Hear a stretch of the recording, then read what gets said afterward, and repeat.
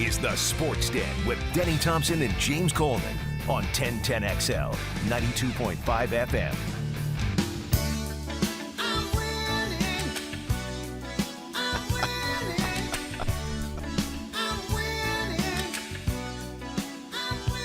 That is new. It feels good, man.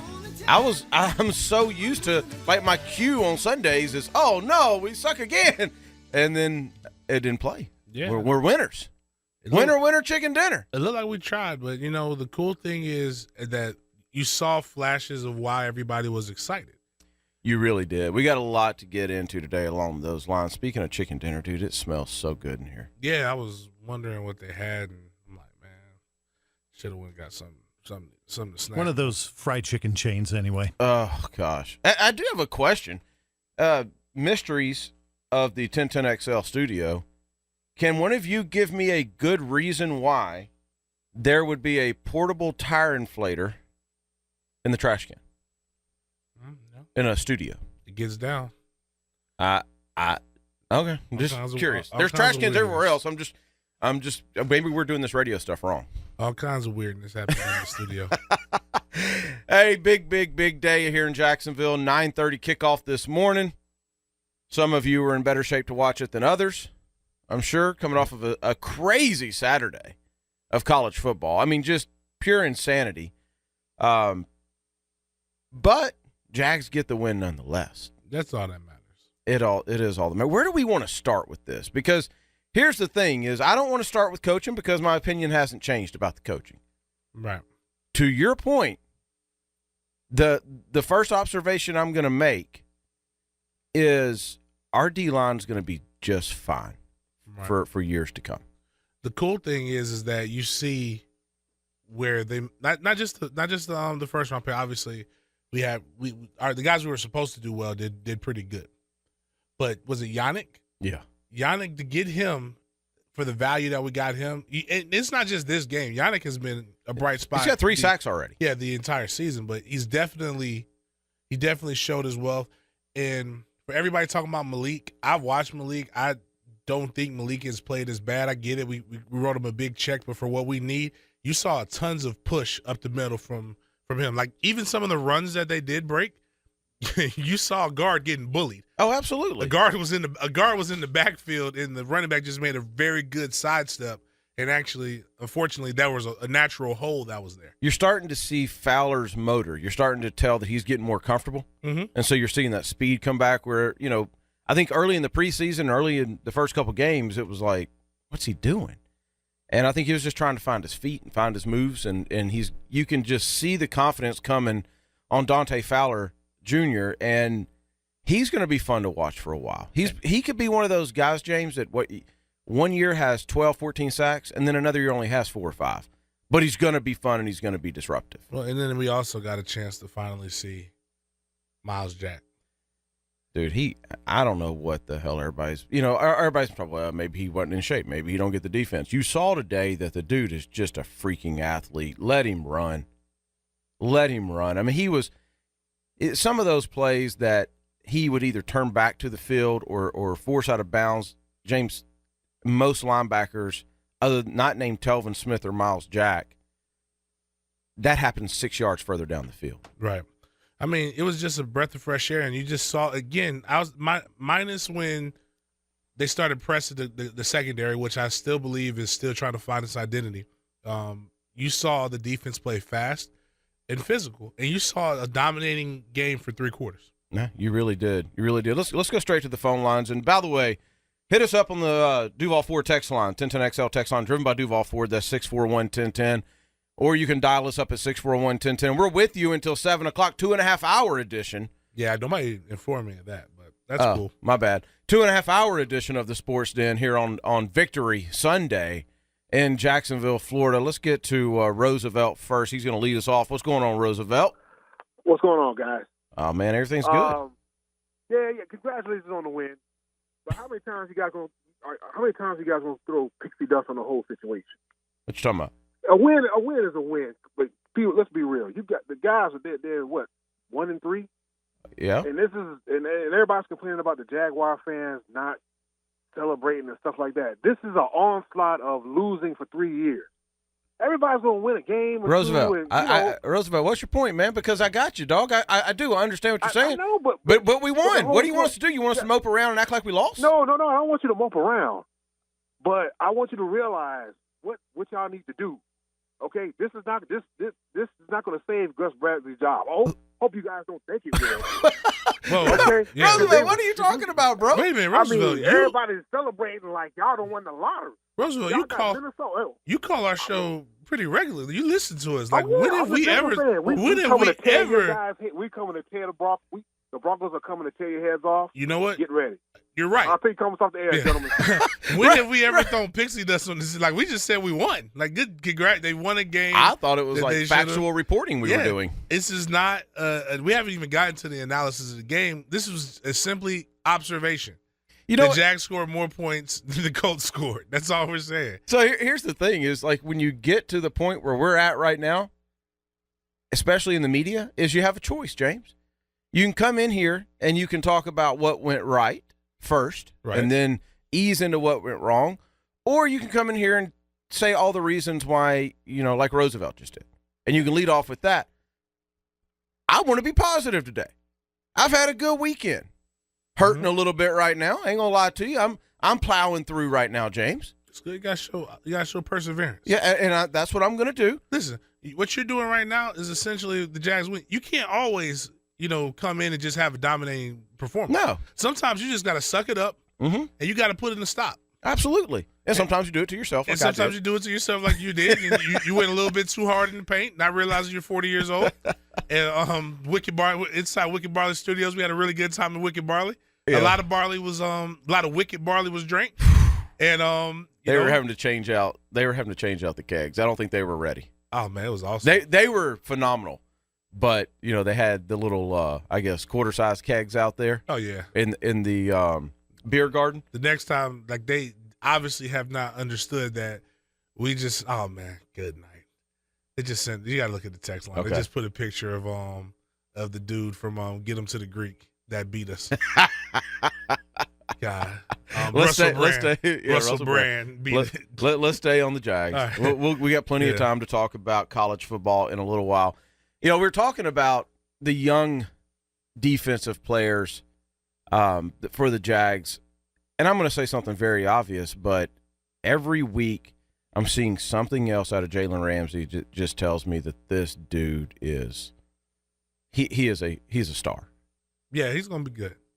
He's a little sassy. A little bit. A little sad. That's going to be the way we're going to call him in until he changes. I'm going to have a good time picking him. He got to show me one.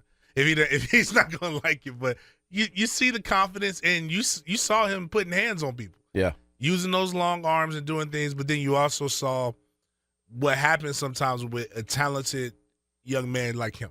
Yeah. Is you try to bait and you get beat sometimes. But it was okay because he came back and made up for it. But he's one of those guys too. And you're talking about that Dorsett touchdown at the end. Mm-hmm. Yeah, he's one of those guys.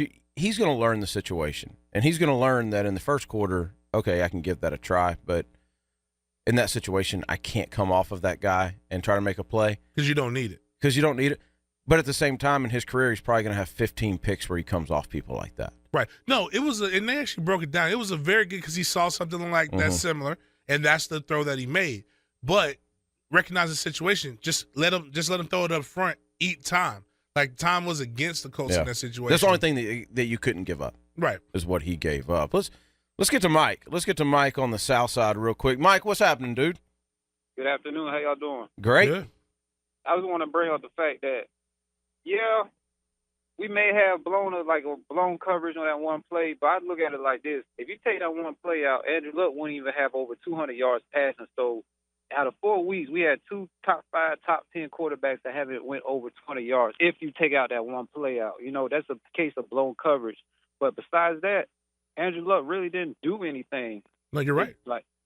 He really didn't do much besides the no-huddle offense on the last 2 possessions that they scored. But other than that and the blown coverage, he didn't do much. He didn't do nothing. Up until the middle of the third quarter, well, I definitely know at halftime he went. And the reason why I know is because he was my starting quarterback on fantasy.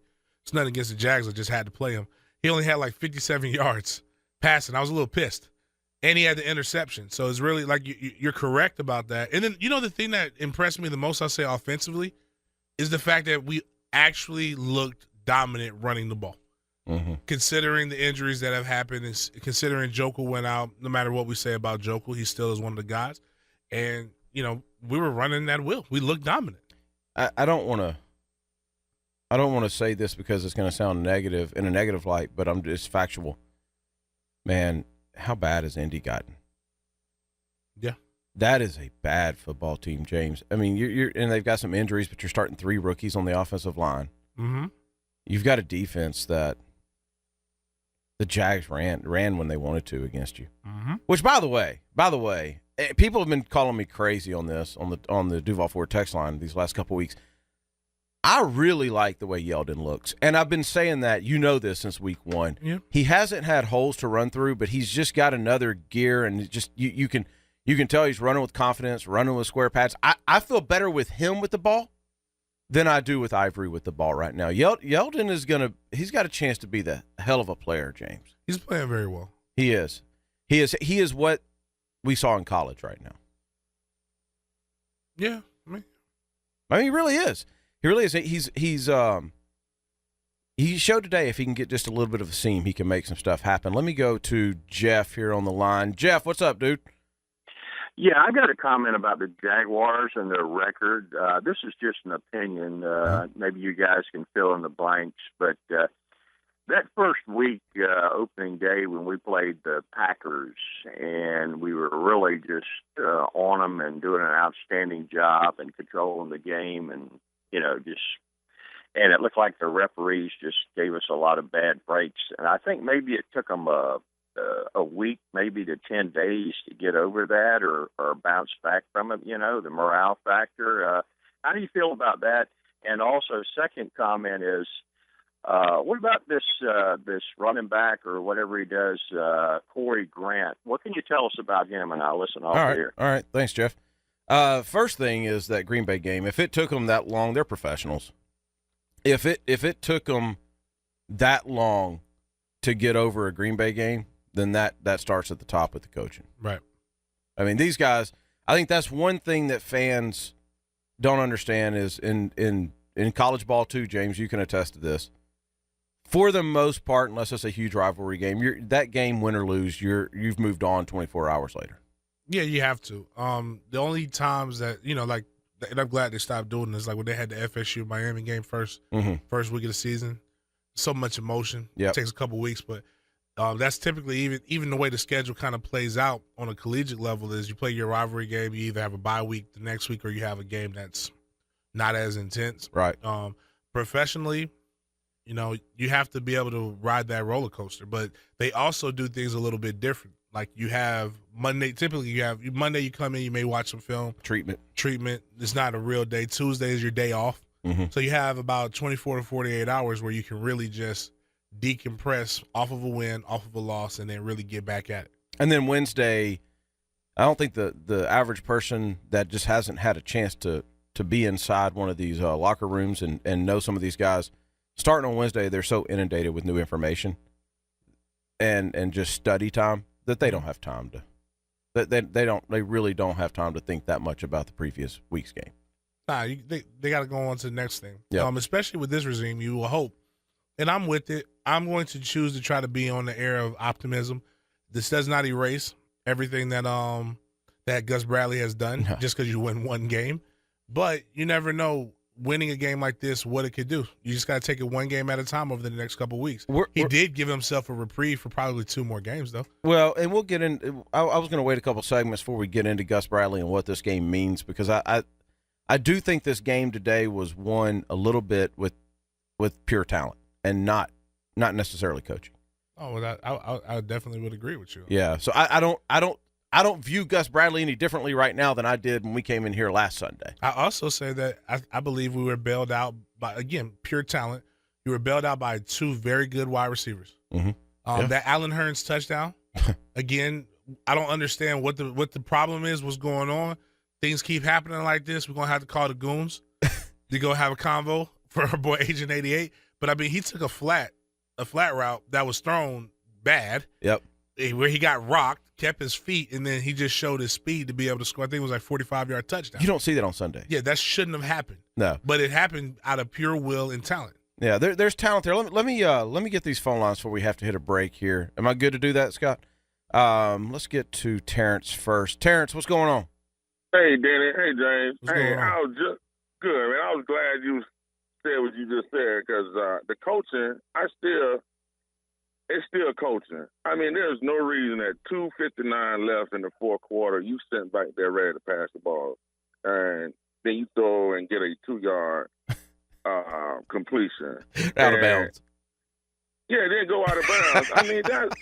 That is pure coaching. Then I saw Unique. I know he's a good player, but I saw Unique on T.Y. Hill in coverage.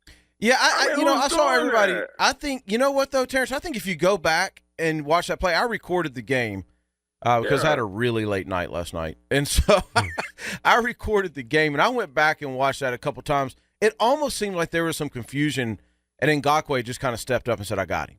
Like, if you go back and you look at it, there were people that it was like they were still waiting on the call from Paz. So until somebody makes a comment about that, I'm just going to say that was somebody going, I got it, and not necessarily a coaching flaw, because I can't imagine they would put Ngakoue in that situation. They're not that dumb. Yeah, coaching did. The talent did take over and win that game, but that game could have been over, and they didn't have to go back and forth like Absolutely. that. If you just ran the ball at 2:59, it would have been. You have to go back and forth like that. They almost lost that game. You're right, all Terrence. Guys. All right, brother. All right, Appreciate it, man. Let's get Kevin here. Kevin, what's going on? Hey, I'm all smiles. Jacksonville won. Good. And there's usually a but that comes after that. No, you look at all the young players Jacksonville had, and okay, Luck got sacked 6 times. Yep. He took a bunch of About hits. 6 different players. Yeah, yes, but he also took a bunch of hits. Mm-hmm. And, you have 200 300-pounders landing on top of you, knocking you over backwards. That can't feel good. Not at all. And just look at the age of these guys. And it's all good for Jacksonville. And the plane ride home for the Colts, you got to remember the Colts were in Baltimore, and they moved out in the middle of the night.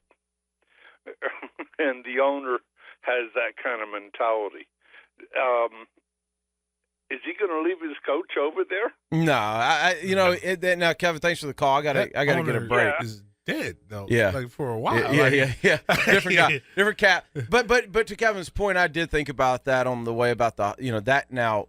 Indy is a hot seat situation. Right. There's no question about it. That window. Everybody talks about the window that you have to win, and you think of the Cowboys and the window. They're only going to have this offensive line for so long, and that window's closed in Indy. Man, it's done. They are completely in a rebuilding mode with a franchise quarterback that you hope can alone get you 5 wins a year. Right. That's kind of where they're at. Dorsett's a good player. T.Y. Hilton's a good player, but golly, man, the interior of both their lines is just not good.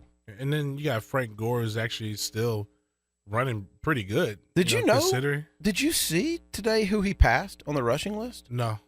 Dude, I had no idea. I know he's up there. He's been a pretty good back. He's like 12th. No, nice. Yeah. I had no idea. Frank Gore's kind of bounced around. Well, no, he was with San Francisco, and then he's been here. This is the second when he went to Buffalo too. No. Frank Gore. What? Frank Gore was released. Him and Andre Johnson were picked up by Indy last year. Okay. And then Andre Johnson got released again this year, and he got picked up by he's in Houston. No, where is he at? He was anyways. He was Detroit. He's in Tennessee. Yeah, that's right, because they were talking about him. Yeah. Yeah. No, he okay. He's down to the top 10 all time now. Okay. Frank Gore after today's game, and it was like one game he jumped over. He's right behind Jim Brown, Tony Dorsett, and Eric Dickerson. How about that? It's pretty good company. Past Marcus Allen, Edgerrin James, and Marshall Faulk today. Oh wow. Yeah. Hey, let's take our first break. By the way, I just got to give a shout out once again to Wicked Barley. We're in the Wicked Barley studios. They are our guys, man, but A lot of you came out last night. It was a great time. We'll do another event out there. You don't want to miss it. But James, man, that was like that was just an amazing night. Yeah, I mean, it was packed on its own, and a lot of people are coming. Thank you guys for going there and supporting them during the week, telling them that you got to go check it out because you heard about it on the Den. Keep supporting it. Great local brew, some of the best food in Jacksonville. Just great all around, guys. And that definitely, for an event, they definitely pull out all the stops. It couldn't have gone any better last night. So big thank you to Tobin and Phil and those guys over at Wicked Barley. We'll be right back. When we come back, let's get on the offensive side of the ball a little bit. I'm going to get through some of these texts from the Duval Ford text line. There's plenty to get through. We'll do that right back on the other side. You're listening to the Sports Den on 1010XL 92.5 FM. Go ahead. Bro, where's our dude at? Where's Lecrae?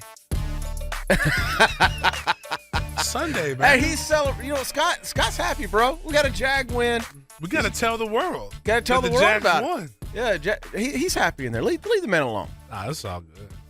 Working. I'll get you next time. Trying to get us on dual TVs, man. We're high maintenance, dude. Yeah, we are. So yeah, I mean, it is what it is. Hey, let's read through some of these text lines. Duval Ford text line has been going a little bit crazy. You're by the way taking a little bit of a beating on the text line with your Florida State stuff. I mean, you know, we lost. We're not really good right now. We were overrated.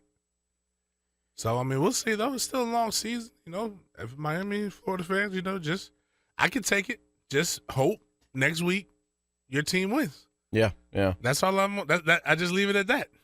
Yeah. Well, I mean, I can't believe the way we. We didn't deserve to win that game. No. It took 2 acts of God to get us even as close to it as we got, and it's just Russell Brand going 50-yarder on you to win. 54 yards. It's tough. It's tough, but even to that point, my man DeAndre Francois, man, I don't understand this. You coach quarterbacks, right? Uh-huh. Screen is an important part of the game. You're supposed to bail. If the guy does not open up, even I know, throw it at his feet. Yep. Do not go to the end zone. Yeah. Do not take a sack in the end zone. Yeah. I mean, jeez. Well, all right. Caused me to drink hard. 445 says, Jags note. So did you see Bradley take a deep breath after the game was called? I think he knew he was done if they lost. Oh, yeah, I'm sure. Based on that end of the game body language. I'm sure he knew that if the Jaguars didn't win. You know, as we got further along in the week, we got the question a lot last night, or at least I did last night at Wicked Barley, is if he loses, is he done? And as we got further along, I was convinced he wasn't. They weren't going to get. He's got a open audition up until the event where they meet. Something about meeting at the 50 that they keep pumping.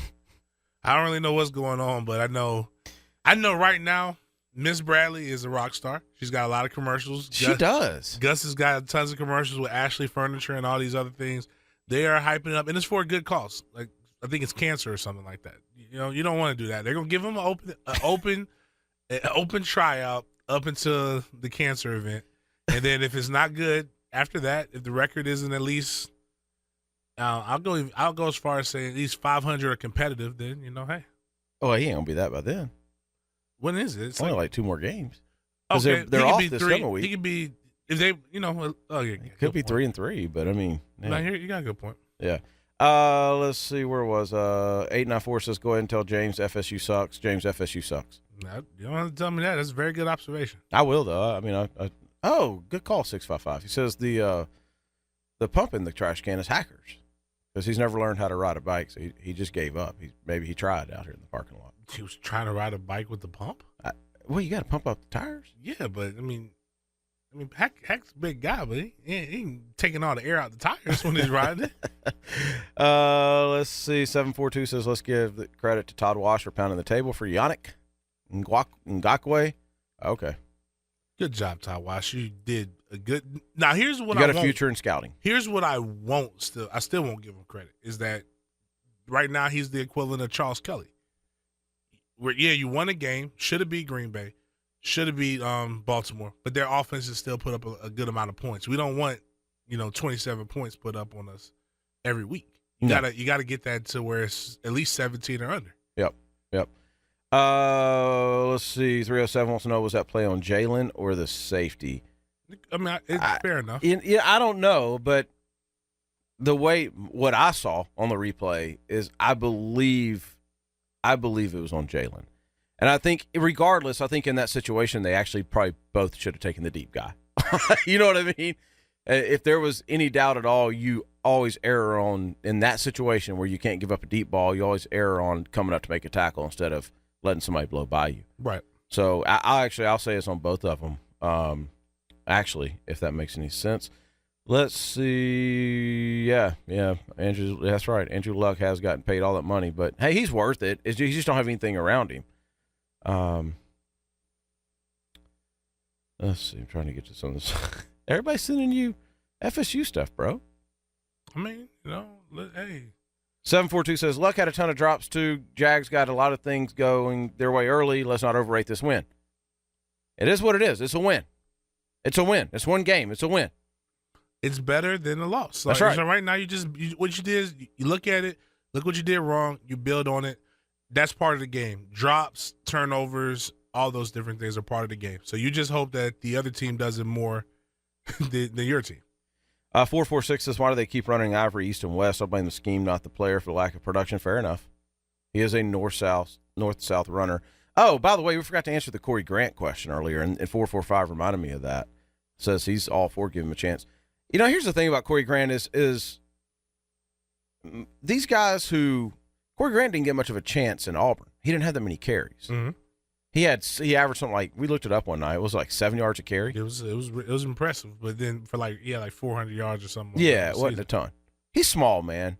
I mean, you can bring him in packages, but he's a liability because he's going to get run over in pass blocking. And that's there's three things that every running back has to do, whether it's top collegiate level or definitely NFL. You've got to be able to pass protect. You got to be able to run routes out the backfield, and you got to be able to obviously run the ball. Unless you you run very well, like you're Adrian Peterson, you do two of them very well. But if you put a guy who's undersized, then just think about, if you look at the game, think of all the blitz pickups that Yeldon and Ivory had to do to make sure that he got that extra amount of time. If you put in a guy who's undersized and cannot do that, you're talking about more sacks. Yeah. They're gonna always bring more than what you can block. So the point is, the reason why he got so few carries at Auburn is he's only in the game when he's getting a carry, because he's a liability outside of that. Right. Even in the SEC at that size, you just can't pick up blitzing linebackers who are 245 pounds with a full head of steam. Mm-hmm. It's difficult. Yeah, it is. So I doubt that you'll see much more of him. 352 quoted somebody and said, the busted coverage on both Jalen and Sip. Sip jumped the deep dig route. There wasn't a deep dig route. An hour. But anyway, the Jags were in a cover 3 coverage, so he was the deep safety. He was 20 yards behind Dorsett. Well, if it was cover 3, then it was on Jalen. Yeah, no, what it was Jalen was supposed to continue to get deep. Yeah. He noticed that same thing had happened before and they threw it out. He tried to jump it because it could have been a pick the last time. And he got greedy. That's just kind of what happened. Yeah. Message board to match the Sports Den. They're advertising now. So we are now I guess, inspiring folks to go unfiltered and say what's on your mind on message boards. JagsForLife.com, he says. Could you at least call it the Sports Den, maybe? Can we get like a tab or a mention or something? Let me hit Todd real quick on the phone. He wants, and then I'll get back to some of these texts. Todd, what's going on, man? This is Todd Wash calling us. Hey, man, it will win. A W is a W, boys. I mean, with Jayville, come on, man. It is.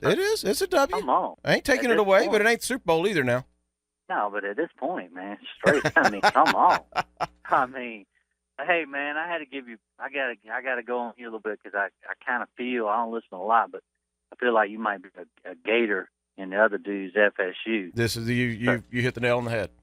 But come on, Gator, man. Like, this is what I got. Listen to my calls about. Man, I know you ain't sitting up like, Vandy 14-3 or whatever it was with that quarterback situation you got and all that. You ain't thinking you're going to finish strong now. Come on. with the Gators. I mean, I didn't you just start off, Todd, with a win as a win? Yeah, isn't that how you started the call? That's true. I mean, that's why. But what I'm saying, hey, my Gator boy's he's acting a little cocky because Georgia. That's my boy. Georgia? Leaving. Oh, okay. Well, Todd, I'll tell you what. I'm glad you said that then, Georgia. Coming out my skin now. All right. Now here's the deal about Georgia. Is at some point Mark Richt is going to just buy a billboard with just a smile on his face going, thank you. Thank you for the time. I'm glad you brought up Mark Richt. I cannot wait for Jacksonville without that. I loved him, but what a soft clown, man. Oh, my gosh, Last Todd. All year right. with what he started, Photon Bada and all that, man, I love Mark Richt, but I can't. I mean, he can get enough Curry Smart. All right. Future with Jacob Eason. I'll hang up, man. All right, brother.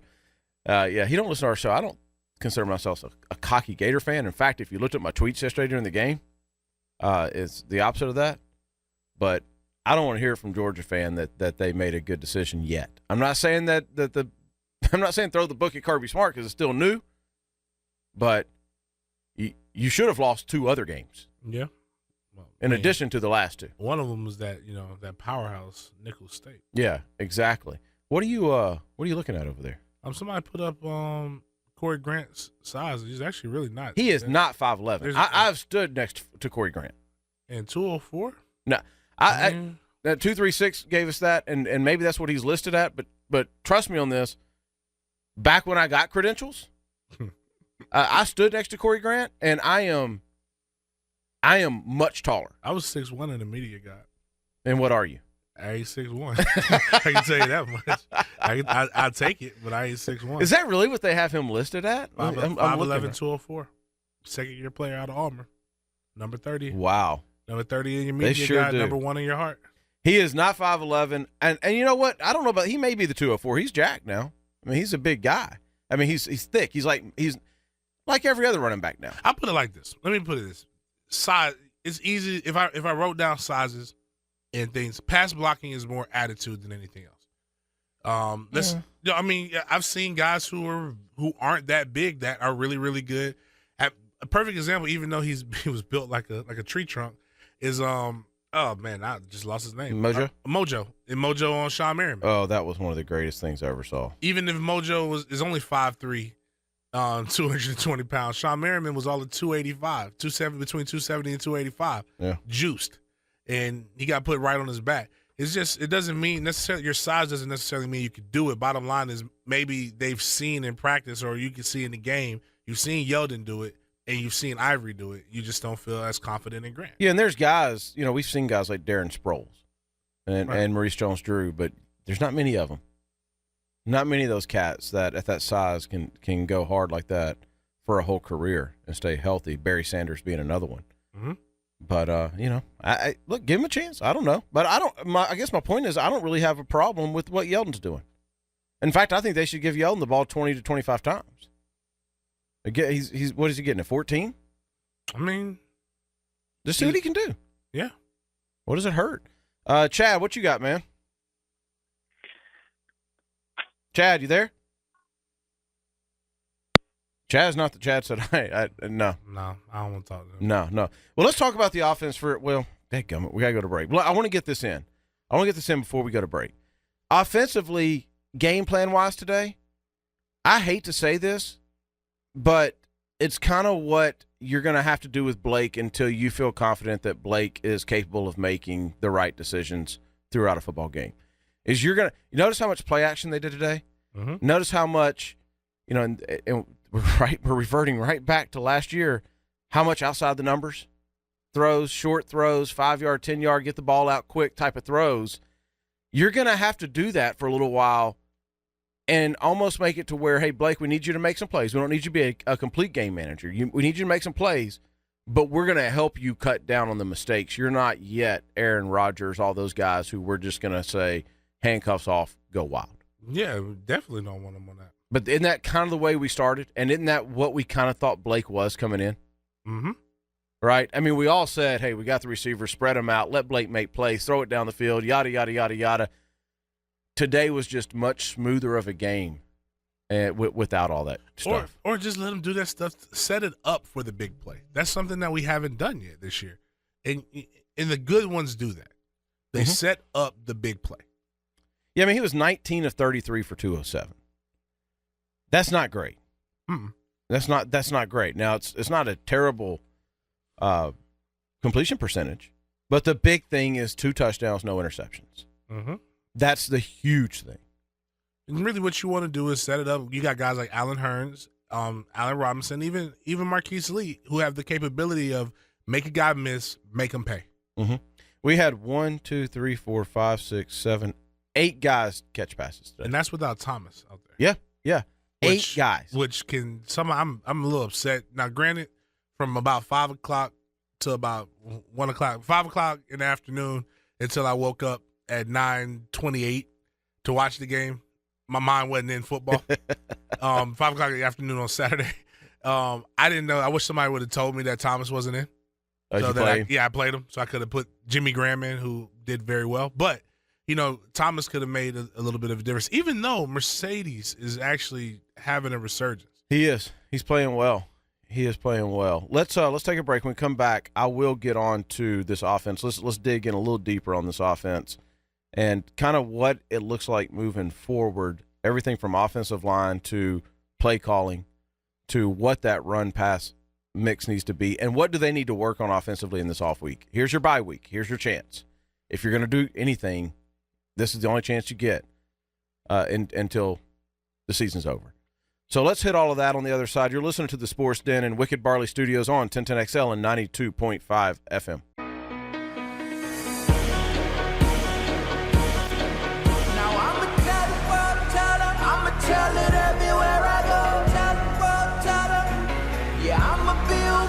The Sports Den on 1010XL, 92.5 FM. The U.S. just told the world, we play golf over here, fellas. You know when I knew we were going to win? When? Is when we had our heckler Drain a putt. telling them, you should have got that. They're like, well, you think you're so good, do it. And he does it. Comes out of the stand. Like, I'm just like, man, that's when you know you got faith. That's the America that everybody hates, but that we really love, is when we talk trash, somebody calls us on our bluff, and we back it up because it just fuels more trash talk. Absolutely. And it was a Ryder Cup full of trash talk. I'm talking fans getting after Rory McIlroy. I mean, getting after him. Which, there's been a lot of talk about that, but the U.S. has wrapped up the Ryder Cup with still plenty of matches even out there right now. We can call it a blowout if we want to. So we will. Yeah. Call it a blowout. Euros, go back. Go back, work on your golf game. We'll see you in 2 years and do it to you again. You know who has a lot to do with this? What? The Jaguars. We went to Europe. Went to Europe, took care of business. And then the U.S. team took care of business. Jags, you know what, Jags? Maybe just trendsetters. Maybe man. Gus is helping out. Maybe Gus is doing something good. I like it. Let's get to Brian. He's been waiting for a while here. Brian, what's going on, my man? Hey, hold on. Let me get you off speakerphone, man. Off speakerphone? Yeah, you're on speakerphone. Hold on. What? Okay. What in the world, Brian? I'm doing a live radio show, dude. Where you at? Can't have dead air, Brian. Thank you. Goodbye. All right. Hey, we're doing a live radio show. Man. He tells me to hold on. Yeah, we got dead air, man. I was going to do something. Oh, dear. Love live radio. All right, let's talk about this Jag offense for a second. Good news or bad news first? Let's go. Let's get some more good news, and then we'll go ahead and start talking about the real. Okay. The good news is you rushed for 136 today. That's a good night. Yeah. You had 71 from Yeldon, 36 from Blake, 29 from Ivory. Mm-hmm. So you rushed for 136 on 29 carries. And it seemed like, I don't know what everybody else thought, but watching the game, it seemed to me like it was a very comfortable and fitting game plan. Make sense? Yeah. Don't seem like we were having to force anything. It seemed like we knew what we were doing. Everybody was on the same page. That's the good news. Right. The bad news is it was the Colts. And they're not very good. And if you've watched the Colts, you've seen that they're not scared to give up some running yards now. Mm-hmm. They're not scared to give up some offense. And so while I'm happy about that, and you can only play the team that's out in front of you now. Very true. And we could be sitting here saying, hey, they rushed 29 times for 31 yards like we have been saying. I'm not sold yet on this running game, but we at least got a glimpse of what the offense could look like if we can establish a run. Yes. All true, right? All true stuff. I'm still just worried sick about this offensive line. And you should be. I am. Blake got sacked 3 times today. Could have been more. His athleticism definitely helped him get out of some situations. And you saw, like, the very first play of the game, the very first offensive play of the game, you saw our offensive line just get a massive push. And that we haven't seen that. Mm-hmm. But, man, God, we're so deadgum just – what's the word I'm looking for? Then it's like we have one guy get hurt, and next thing you know, they're sending somebody in that you don't even know who they are. You don't even know they're on the roster. Well, that's kind of typically how it works. Not in local media, though. Oh, well, yeah. But it's offensive line. Most of us don't really know. Anybody who goes around pretending like they know, besides Tony Baselli, that they know all the inner workings of everybody on the offensive line is lying. I would laugh at them. But, when you have, like, some of the injuries, like Beachum, he's already coming off of ACL. He had another injury. Long season. Those things start to wear on you. You're older. Well, he's not that old, but, those things start to wear on you. Luke Jokel. I don't know what the injury was. Have we heard that, Scott? But been an update on Jokel? Have you seen one? Not yet. Okay. We don't know what the injury was, but, again, long season, things start to wear on you. You want to have some cohesion in your offensive line. And when you play up against some of these defensive line guys who are very aggressive, those things kind of come back to bite you. Let me do this real quick. Brian, you back? What's going on, guys? All right, what's up, dude? Yeah, I don't mean call anything vanilla and chocolate, but man, they need to start going back to Alan Hearns, man. Yeah. I mean, every time he goes to him, he's either almost catching a catch or he's getting a catch and going for 40-something yards. They need to stop, like, everything is like Allen Robinson, Malik Jackson. Brian, hey, like, can I ask you a question, Brian? What's that? You been at Wicked Barley today, dog? Nah. No? I've been on my front porch, man. Oh, okay. All right. You need to try Wicked Barley out. Front porch hanging out with my dogs, man. All right, brother. And I was listening to the game, and we got to run, my man. I appreciate the call. I get Sometimes hanging on the porch is the best way to drink. I love it. And with your dog. Sound like a country song. Hanging with your dog on the porch, listening to some football. Mm-hmm. Hey, sounds like a Sunday to me. Let's get Mike in Virginia. And Mike, what's going on? Hey guys, good win today. Very excited for that win. They don't come very often, so we've got to relish while we have them. It's still Sports Talk Radio, so we can make some comments, right? Absolutely.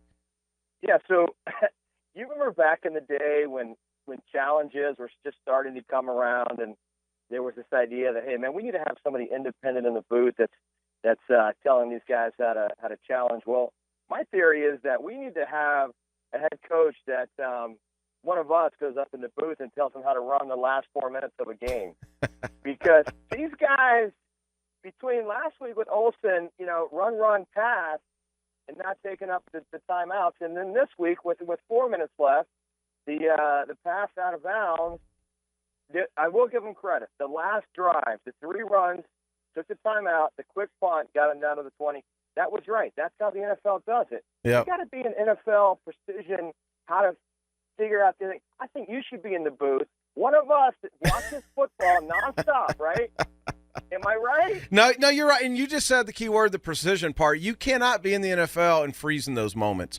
Like, as a coach, even if you're not calling the plays, when you hear that play call, like we talked about a couple weeks ago, James, as a head coach, you got to go, no, we ain't running that. Mm-hmm. No, I don't care if you think it's a good idea or not. We are not running a 2 yards arrow route straight towards the sideline where if the guy catches it, he can't stop in bounds.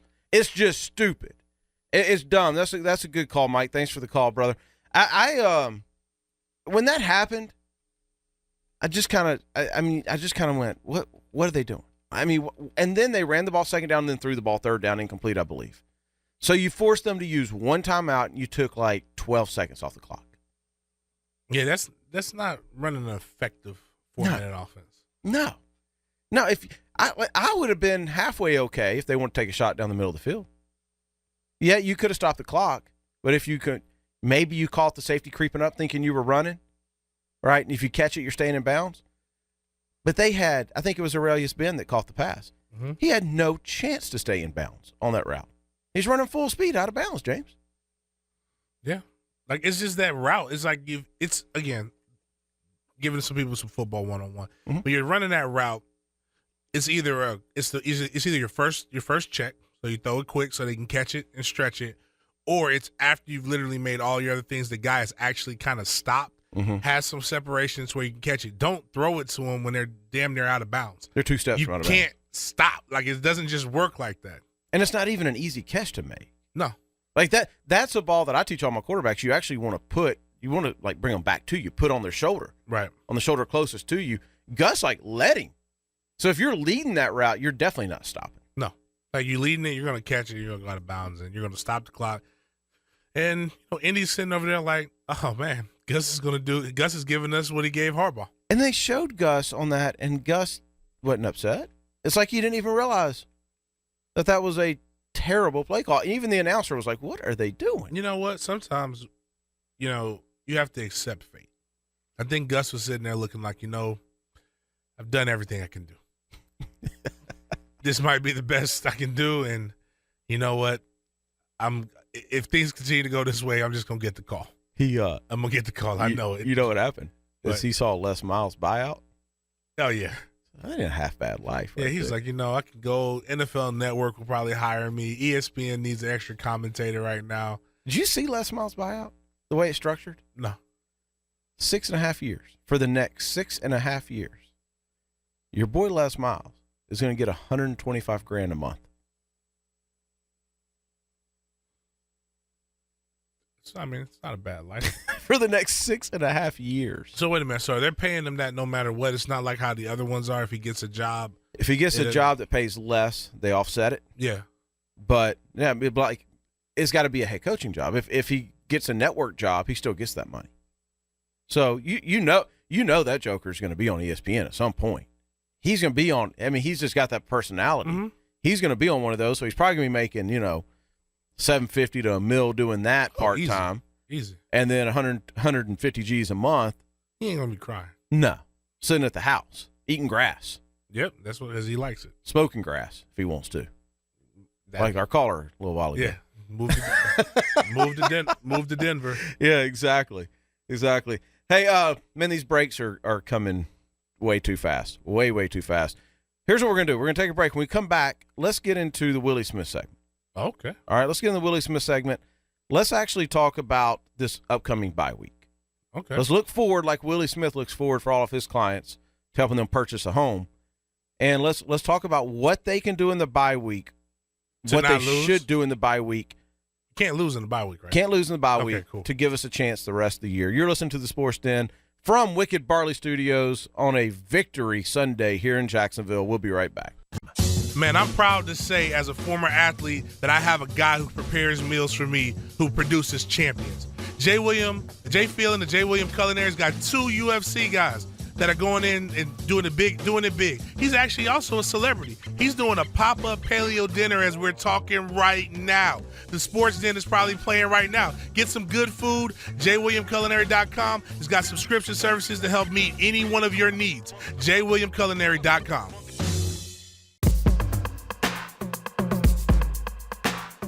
1010XL, 92.5 FM. Join us in the Sports Den. Call or text 641-1010. Man, it's a good day here in Jacksonville on a beautiful Sunday. Winning cures everything, man. Winning, you know what it does? What does it do? Is it makes you just happy. And when you're happy, sometimes you want to spend money. And you want to spend more time in a certain place. That's right. You just want to hang out at the house. Mm-hmm. Chill out. Well, if you got a house you're just not comfortable in, maybe it's time. Maybe it's time. Maybe you've been there too long. You're just not comfortable anymore in that house. It's time to move on, James. Yeah, and you know what you do? You need to call Willie Smith. Gus is probably right now texting Willie on the plane saying, you know what? I got this much confidence because we won the game. He texted 904-300-1296 and told him, like, hey, I need to get a refi. You think? I need to look into getting a bigger house. I'd hold off on that, Gus. Well, it's not Willie Smith's problem. No, Willie Smith can come up with a game plan to help him out in any kind of situation. Whether he needs to sell it, get rid of it. Hey, Willie knows all the things, the ins and outs of the mortgage business. He's a vet, not only a vet from the NFL, he knows the game. He's been in here 15 years. Him and his team can definitely help you. Willie Smith with Hamilton Group Funding. Yeah, he's one of the good ones. Definitely want to give him a call, especially if you've got VA loan availability. He's the expert in it. Couple things real quick. By the way, the guy that called on speakerphone, can't remember his name now. Brian. Hey, call back and give Scott your number. I got something for you, Brian. You're a winner. So we got something for you. Call back and give Scott your number, and we'll make sure we get that to you. Hey, I got a question for you. Is Arizona just that bad? Remember, Arizona was supposed to be one of the better teams in the NFL. Yeah. You know they're getting beat by LA right now, 10-3. Well, I mean that's not really bad. It's LA. It's the Rams. LA's got a pretty good running game. Gurley's not bad. And LA's played pretty well in almost every game they've been in. It's 4 quarters. No, not the first game. Okay, yeah, my bad. First game they were awful. I mean, you're right. LA they're 2-1, which as Jag fans has got to just infuriate you. Yeah. Their quarterback's coming in and getting it.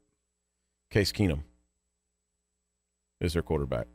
That's the quarterback? Yeah. The Goff is not playing. Case Keenum, that's a Houston guy, right? Yeah. It's Case Keenum is the quarterback. They're leading. These jokers could go to 3-1. Daggum Jeff Fisher, man. Tampa Bay's down 17-7 at half. Yeah. You told me earlier that I guess Simeon went out? Yeah. He's questionable to come back. Wow, Paxton Lynch getting his first action. And then we're watching here in the Wicked Barley Studios. We have San Francisco and Dallas on. San Francisco up 14-7 with about 25 seconds left in the second quarter, but Dallas is driving right now. But you look at some of these teams I don't know. San Francisco is a perfect example. What in the heck is San Francisco? Nobody knows what San Francisco is. Nobody knows what Dallas is right now. No. And Arizona was that team that everybody thought for sure. Green Bay is another one. If you're a Green Bay fan, you can't be that confident in your team right now. That's the beautiful thing about the NFL. It is. Is you have no idea. Even when you think you know, you have no idea. Well, looks like the Saints have just gone down again. Dadgummit. This is not my year in football, bro. Just not my year at all. But so the Jags head to a bye week now, and we need to fix a couple things, I feel like. Number one, I think the thing that we can do on defense that will help more than anything, you get Colvin back now, is you got to figure out, you got to make sure that back seven is on the same page. Right. There's been too many times. They are crazy talented, and they've shown it. But there's been too many times where there's been a busted coverage or, guys looking around at each other. You've got all that talent. Now you just got to put it all together. And so I think you use this bye week first and foremost on defense to make sure those guys are all in tune. That makes sense. So, you do that, and then you try to figure out what you want to do with House. Clean up some of the things. Two PIs is too many. Got to clean the house? You got to clean the house. Not necessarily get rid of the house. Mm-hmm. You just want to refi it. Okay. All right. And then what you can do with that, if you know you have something with House, you can possibly flirt with different packages with Ramsey. Yeah. So that when you do come against those teams that have three threats at wide receiver or they have a dominant tight end, you can now maybe possibly put him in a hybrid safety role because, right now Sip is kind of a liability at times. Yeah. Yeah, he is. Now, he's played better the last 2 weeks. Sip has. But he is a liability still. The other thing defensively, here's the thing about the bye week. I like the bye week being here with a young team because they've now got 4 games under their belt together. Mm-hmm. And so now you can get a lot done in the bye week because they kind of know each other now. They know who's going to respond which way when it comes to time to play a real game. With that being said, I feel like you really need to establish a position and a direction with Miles Jack. Right. I mean, he made the comment that until this week, he had never even practiced that position. He's made that comment before, though, in the last preseason game. They were like, how does it feel to play that position? He was like, it was my first time playing it. So what they need to do is they need to figure out how to utilize the pieces that they have. We had Gino come on last week, and he brought up a good point, and, you want to bring him along. You don't have time, Gus, to bring him along. Mm-hmm. You have to figure out what he is now. Now, if you win and you do some good things this season, okay, now you can go back to the drawing board, maybe revamp or reevaluate how you want to use them. But right now, you need to look at all the pieces that you have in your cupboard and figure out the best possible way. And this is a good week to step back, reevaluate, and then you really figure out what the weaknesses that Chicago has. And you really try to attack it and exploit it. Mm-hmm.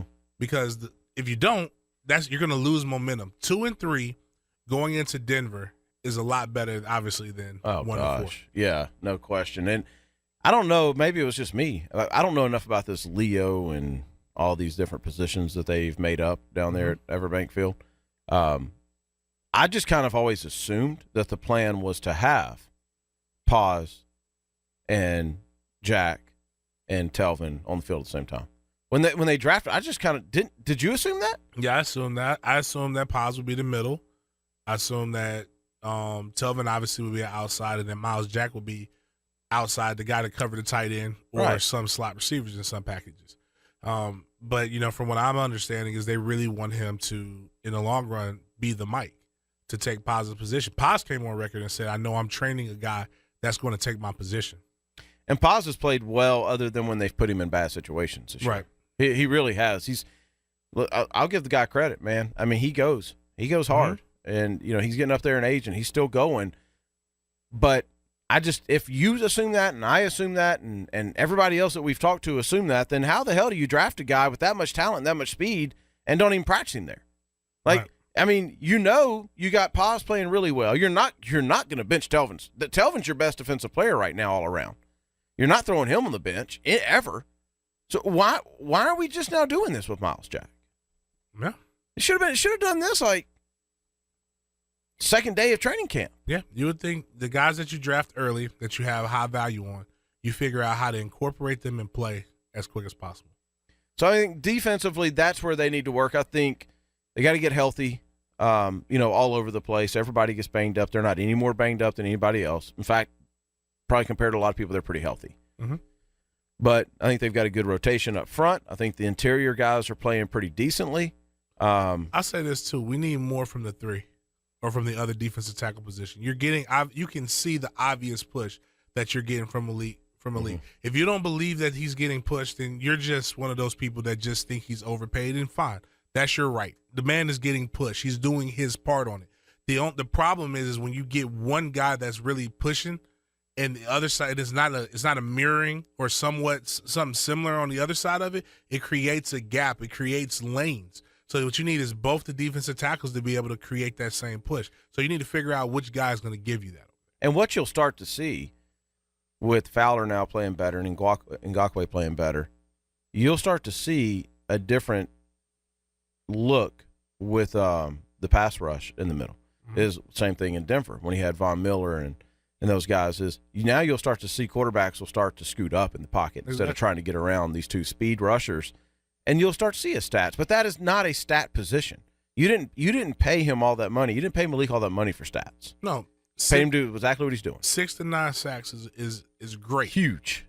What you want though is, again, from a quarterback, from an offensive position, you'd rather step up and get that sack. You'd rather not have sacks in general, but you'd rather step up and get the sack from the D tackle than the worst thing, which is a strip sack. Because strip sacks actually turn into touchdowns. So you're going to step up when you see Yannick and you see Fowler. You're watching on film. These guys do great moves on guys and get bends and make you. And if you stay there, you're going to get hit. If you step up, you have at least a chance to make a play. Yeah, absolutely. Now, offensively, you got to get Blake. You got to get Blake some confidence in this bye week. You know, we had one texter text in just a little while ago. By the way, the Cigars are just texting and said a victory cigar tastes much better than one after a loss. Oh man, he is live on social media. He was not happy yesterday. He was not happy at all yesterday. No, Cigars are was pretty pissed. Mike in Virginia texted in and said during the bye week when you Blake to stand with 5 D linemen in front of him and practice throwing between their hands.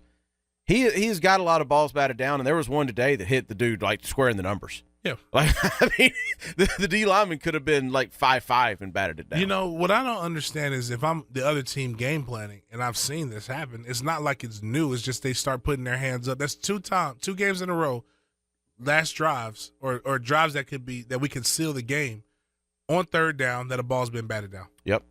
Yeah, and I said last week what I think the issue is there is I think twofold. One, not enough depth on a drop. It's just common sense. The closer you are to somebody, the harder it is to throw over. The second thing is I think his motion is taking just long enough that people recognize that they can get their hands up. I mean, that's the two things. But at the same time, you got to know as a quarterback where your throwing lanes are. You don't always have to throw over somebody. If you did, guys like Drew Brees would never play in the NFL. Same with Russell Wilson. Yeah. You just got that. In my mind, that's a footwork issue more than anything. Is you got to feel confident where you're going with the ball, where you can just take that one little pressure step and get right up into a lane. So they've got that is one of the biggest things they've got to work on. And then obviously, I don't know what you can work on with the offensive line at this point. You got to get them healthy. You got to get a consistent 5. And I think the best way to help the offensive line is the game plan they had coming in today worked. Yep. Get the ball out of his hand quick. You know, run the ball, short completions. Again, using the short game as your running game, and then looking for the big play later on. Not every time looking for the big play. But the biggest thing is trying to figure out how to get the ball into your playmakers, with Allen Robinson, with Allen Hurns.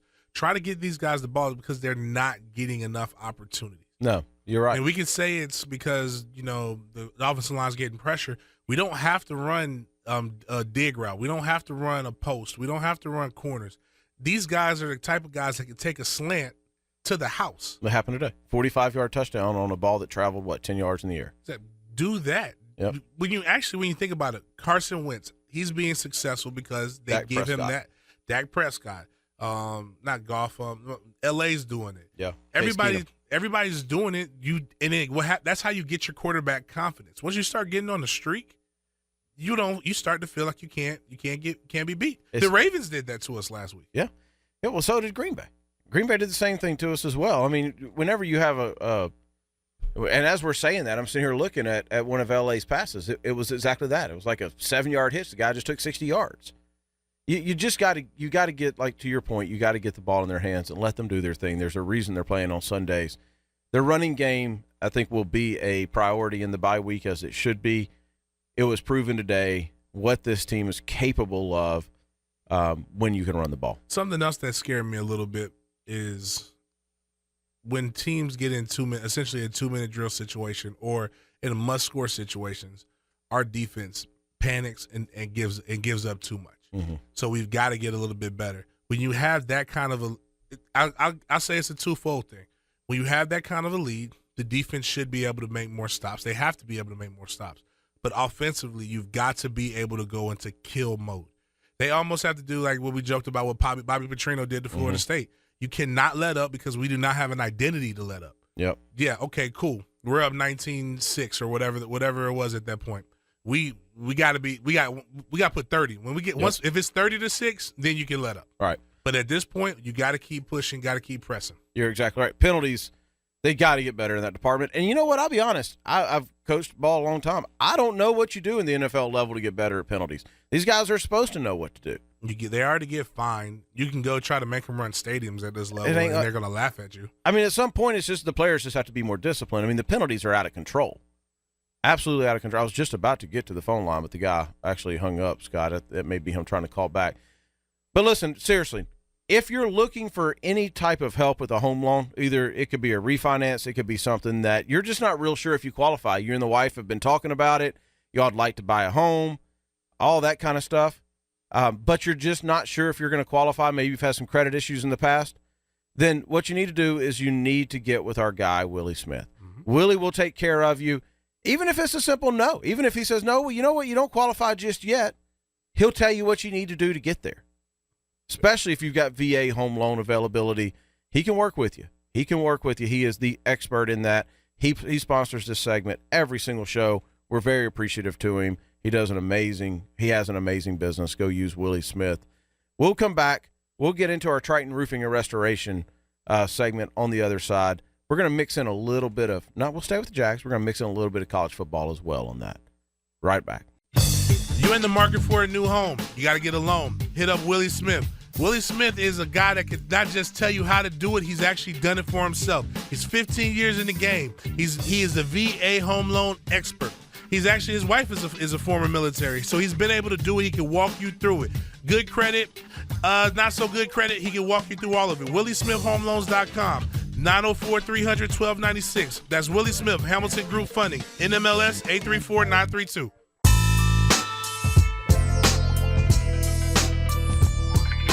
This is the Sports Den on 1010XL 92.5 FM. Hey, the good thing is that today, I don't think any Jag fans punched a hole in their wall. Yeah. That's a bright side, right? That's good. It's always, saving a little bit of money. Yeah. But if they did, we know somebody they can go to. Yeah, here's the thing, guys. I say this every week. You really need to just jot this number down because you never know when you're going to need it. We've all had roof issues. If you've ever owned a home, you've had roof issues. And that roof, it's not supposed to stay there forever, especially in Florida. We get high wind. We get tornadoes. We get, these windstorms, stuff like that. You get a leak every now and then, James. Yeah. Crap happens, man. You walk in and you got something, a tree fell through the roof or something. If had nothing, apparently we got this big hurricane coming through. Are you going to start that? No, I'm just saying, if anything, you definitely want to go get checked before. You going to buy batteries?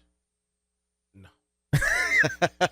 we got all that stuff taken care of, but what I will go do is definitely go stock up on some water. All right. Because I like water. Well, water's a necessity. Probably going to go buy some Remy. Okay. Because that's important. So you can hit ABC. Hit ABC. Probably going to make sure my humidor is good. Okay. And make sure I have some lighter fluid. It's about all we need. Some lighter fluid. Oh, for my cigars. Oh, okay. I thought you were going to burn the house down. No. All right. That doesn't help me. No. But the point is, get the roof checked out. If there's something wrong, or if you just, you know what, when it rains, you notice there's a leak somewhere. You got a wet spot on the wall, something like that. Get it checked out. You don't want to mess with that. Call our guy, Chris Malone, at Triton Roofing and Restoration, 315-7776. That's 315-7776. Chris Malone, Triton Roofing and Restoration. Hey, just a second ago, I saw just a little, what's it called, a GIF, whatever it's called on Twitter, of Cromartie and Ramsey exchanging jerseys. I hope that Cromartie didn't ask for a jersey for each kid. Daggum Ramsey's going to need the bye weeks to work out the cramps in his finger, man. That's not how it works, man. But somebody did show, who was it? It was a player. He had specially designed shoes for his kids.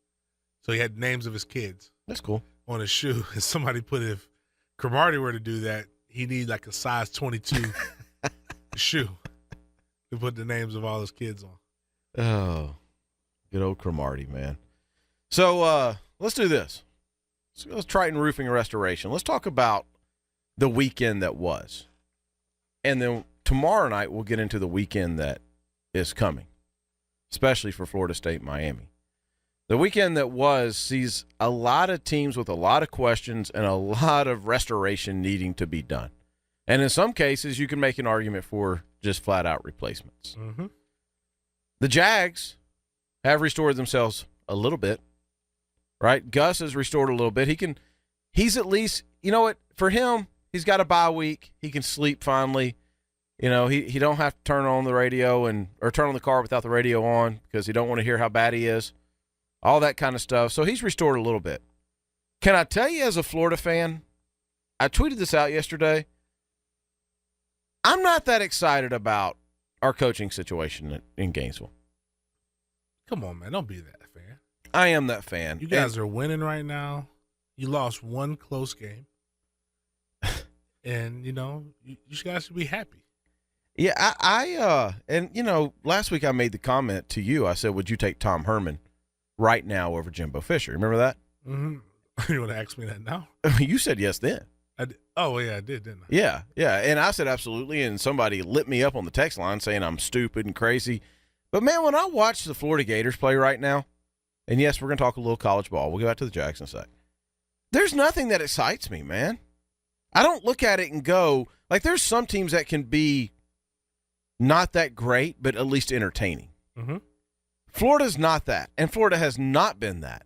And if you look at what Jim McElwain has done, he's beaten one team that's really impressive, and that's the Ole Miss game last year. Right. That's it. If you want to count Georgia, fine. I'll go with you on that. I'll count Georgia. But nothing that just makes you go, man, we're in really good hands moving forward. It's amazing the difference in Florida football right now and what it was through all those Spurrier and Urban Meyer years, and even Zook. It was exciting. We put up points. Yeah. We just don't have it anymore. I mean, the Vanderbilt game Vanderbilt got pushed. They just weren't anywhere near as, you could just tell they weren't as talented as Florida.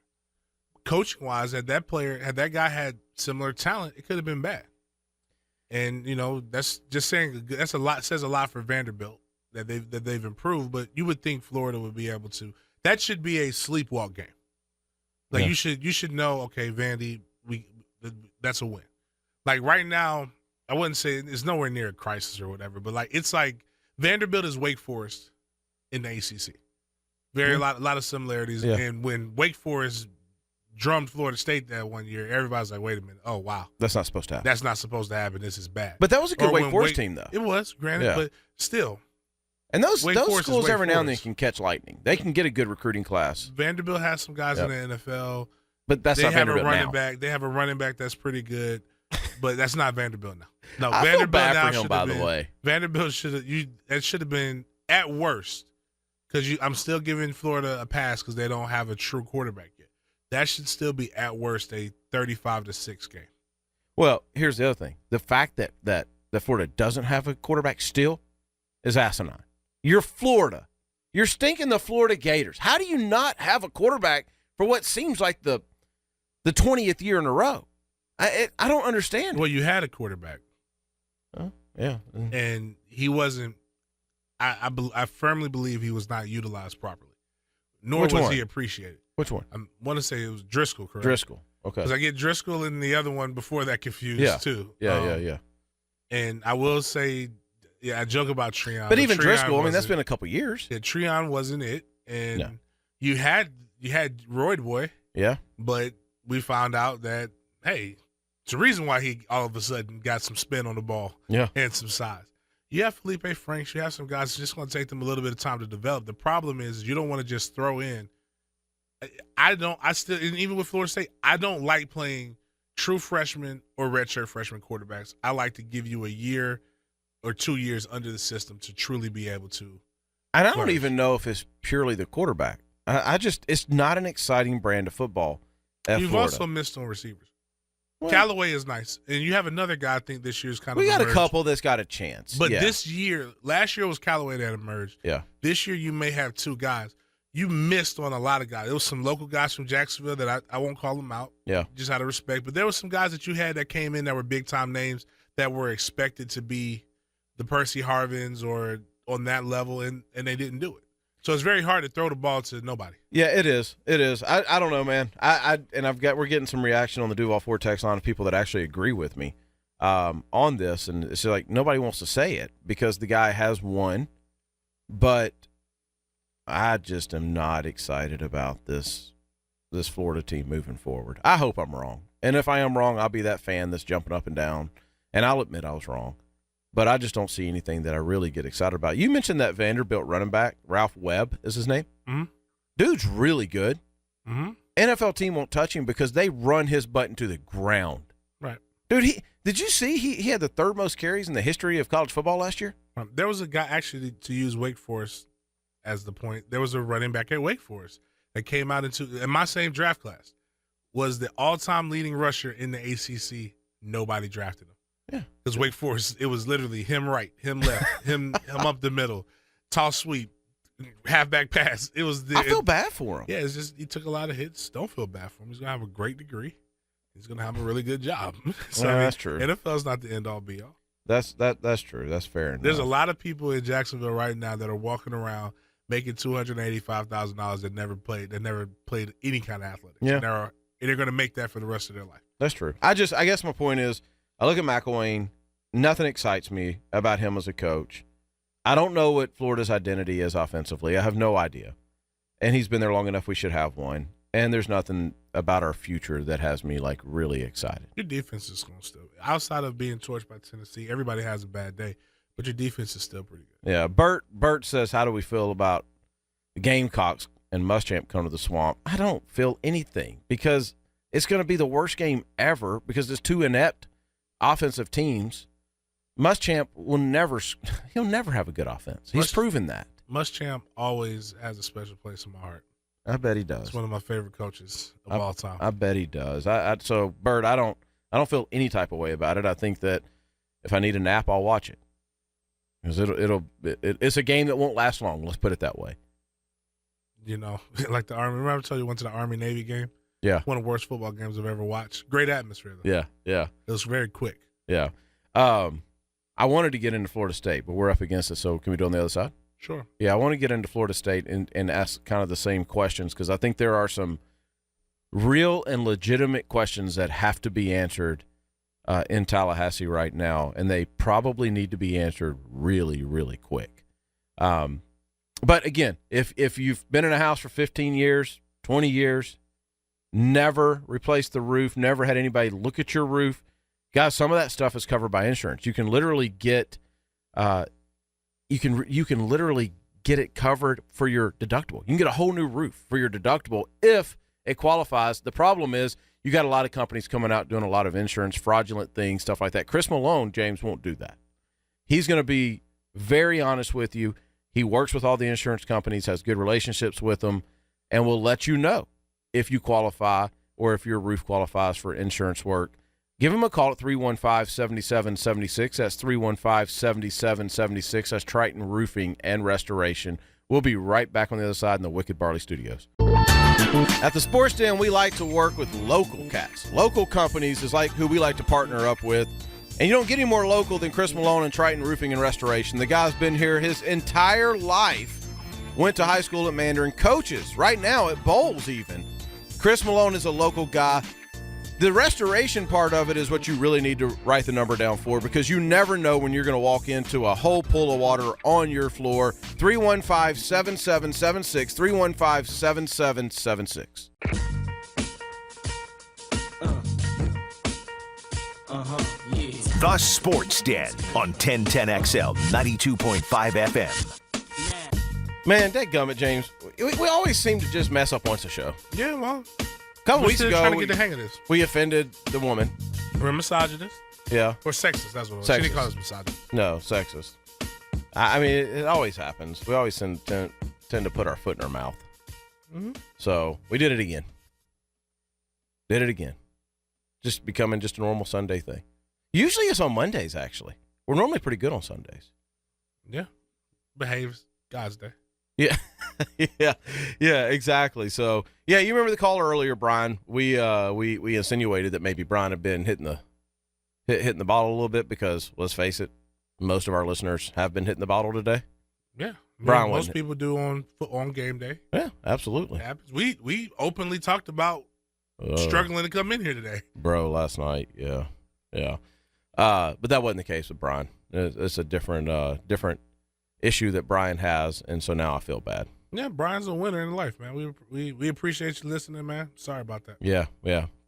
Please accept our apology there, Brian. We were not aware, and obviously, if you listen to our show, you know we just like to have a good time. Let's continue on this path we were talking about, and then we'll get back on Jags. actually, before we move to Florida State, let me get a caller in who wants to weigh in on the situation at Florida. Mike, what's going on, man? Hey, guys. Just touching base with y'all in regards to the Florida football situation. For one, I like y'all's show. I enjoy it. You talk about a bunch of good stuff. But the situation I have and the problem I have is that I don't even think Del Rio is the quarterback of the future. There's a reason why he's been at 3 colleges and not started. 2, McElwain, like you said, there's nothing sexy about him. I was hoping that Florida would pursue Chris Peterson, that was out of Boise State, that went to Washington, because he's won everywhere he's been, and he's offensive-minded, and I think Washington's not going to be his last stop. I'm going to take it off the air and see what you guys think. Yeah. Well, and you know, Mike's right. That obviously Peterson was a huge topic for years. But Peterson made it known very early on that I'm really happy at Boise. He turned down some massive jobs. And I'm really happy at Boise. If I ever go anywhere, it's going to be Washington. He said that. He always said that. He always said Washington is my dream job. So, I mean, maybe not. I mean, he's got them playing good ball. They annihilated Stanford. Oh, they did. We were doing Friday Night Lights watching that game in here. And, I mean, they just annihilated them. They took a picture of Stanford. I saw you put it up. That's so funny. I saw you put it up. But I was surprised Stanford's offense is as good as they have been with that. Yeah, I saw you put it up. We've already offended one person. Yeah, I don't want to. Yeah, let's save that to tomorrow. Sure. But yeah, I mean, you know what I think? I think the thing with college football is, I think your favorite college team's a lot like your kid. It's hard to be reasonable about them, and if you're reasonable about them, you'll realize that the world doesn't revolve around them, and it's hard to go get these big name coaches because the money's good everywhere now. It's not like it was in the old days where Florida and all these schools could offer somebody the world money wise as compared to, I don't know, Mississippi State. Right. Even they all offer huge money. Now let's use Tom Herman for example. He's a guy at Houston right now. Yeah.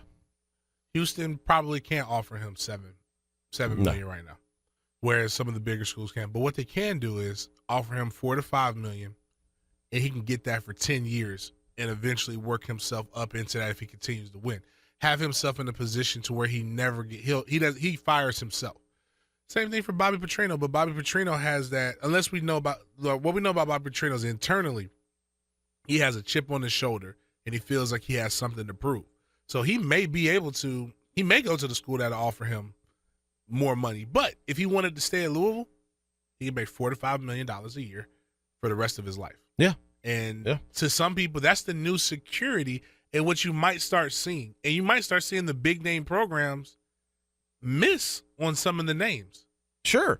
I think I would be that way. Like I've said since the very first game against Oklahoma, if I'm Tom Herman, I think I'm sitting at Houston for a while. You don't have the pressure. You can turn into Bobby Bowden, Frank Beamer, name your guy. It's a program that's got cash. It's a recruitable program. Build it. I think it's easy for me to say here. The average distance for Houston, I think it was like 36 miles. For what? The recruits on their team. I mean, that's awesome. Like he's in a hotbed. And he just signed a 5-star D lineman last year.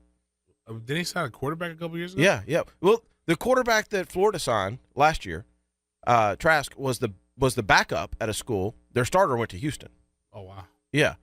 So I mean, he is. I don't know. He's in a good situation. But my whole point in it was just, it's hard to get these coaches to move because the money and the security has gotten so out of hand. I mean, it wasn't that long ago, man, that if you were making $1 million as a coach, you were one of the elite. Mm-hmm.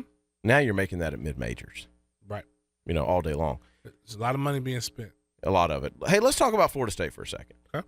Let me tell you my questions for Florida State fan. What is the real deal? What is the real feeling with Florida State fans about specifically Jimbo Fisher? Because I'm confused. I hear, all the time, hey, we don't want to lose Jimbo Fisher at LSU. We want Jimbo Fisher all. And then 2 days later, I'm on social media and everybody's calling for his daggum head, talking about how he hadn't been able to do anything without Jameis Winston. What is it? Both are true. Which one is it? They're both true. How can you want somebody and then ask for him to be fired 2 days later? It's not about that. You want him to do what's right. What any other coach, what would Saban do in this situation? What did Kelly do in Notre Dame? What got Al Golden fired? It's like when you have a weak link, you have to go out and you have to cut it. And what happens is when people see that you've given up, your defense is giving up on average. I think it's almost 30-something a game. It's a little higher because obviously the Louisville game, but you've given up tons of points. You haven't been able to stop anybody. But your offense right now is ranked third in the ACC behind Louisville and Clemson. Mm-hmm. So offensively, we can talk about that. I believe there's some offensive woes too. But you've been producing, but it's very difficult to win games. Like if you score over 30 points, technically if you score 28 points in a game, you should win it. Especially at Florida State. So you're looking at that, and he's not willing to cut it. And then history tells you at Florida State that's what got the old man can. Yeah, is being too loyal and not making the right decisions. And it could be Charles Kelly's a phenomenal guy from everything I know, but we're not talking about if he's a great guy. We're talking about is he the right D coordinator. The other thing is just the way it looks too while it's happening. Y'all's defense, you know what I mean? It's like you can watch a game and not realize how bad the defense is till the end of the game. Everything's just so easy against Florida State's defense right now. It's like I'm not a Florida State fan, and I'm watching going, I just saw that play work 3 plays ago, and it just worked again. Pretty Carolina was ranked last in the ACC in rushing, and they had over 100 yards rushing. Wow.